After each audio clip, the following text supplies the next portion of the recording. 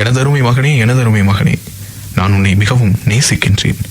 முதுமையின் வாசலில் நான் முதலடி வைக்கையில் தள்ளாட்டம் என் மீது வெள்ளோட்டம் பார்க்கும்.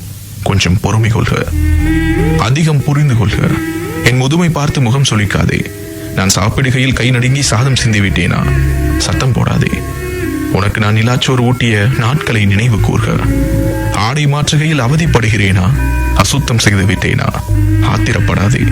படுக்கை முழுதும் நீ பண்ணிய ஈரங்களின் ஈர நினைவுகளை இதயம் கொள்க. ஒரே பேச்சை தேய்ந்த ஒளிநாடா போல் ஓயாமல் சொல்கிறேனா? சலித்துக் கொள்ளாதே. ஒரே மாயாவி கதையை 100 முறை என்னை படிக்கச் சொல்லி நீ உறங்கிய இரவுகளை ஞாபகம் கொள்க. நான் குளிக்க மறுக்கிறேனா? சோம்பேறித்தனம் என்று சுடுசொல் வீசாதே. உன்னை குளிக்க வைக்க நான் செய்த யுக்திகளை எனக்காக புதுப்பித்து தருக.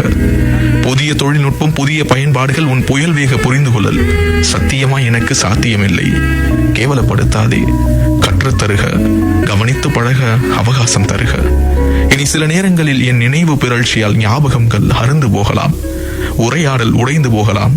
நிறைய வேலை இருக்கிறது என்று நேரம் பார்க்காதே. என் அருகிருந்து ஆற்றாமை தேற்றுக, ஆசுவாசப்படுத்துக. என் கால்கள் என்னை ஏமாற்றுகையில் நீ முதல் நடை பழக என் விரல் நீண்டது போல் கை கொடுத்து எனக்கு உதவி செய்க. ஒரு நாள் சொல்வேன், நான் வாழ்ந்தது போதும் என்று. வருத்தப்படாதே. சில வயது வரை வாழ்க்கைக்கு அர்த்தமில்லை. சில வயதுக்கு மேல் வாழ்வதில் அர்த்தமில்லை. காலம் வரும்போது இதை நீயும் புரிந்து கொள்வாய். இனி நான் வேண்டுவதெல்லாம் நீ என்னை புரிந்து கொண்ட புன்னகை. ஆம், இனி நான் வேண்டுவதெல்லாம் நீ என்னை புரிந்து கொண்ட புன்னகை. மீண்டும் மீண்டும் சொல்கிறேன், எனதருமை மகனே, நான் உன்னை மிகவும் நேசிக்கின்றேன். என் வாழ்வு அமைதியோடும் உன் அரவணைப்போடும் முற்றுபெற முயற்சி ஏனும் செய்வாயா?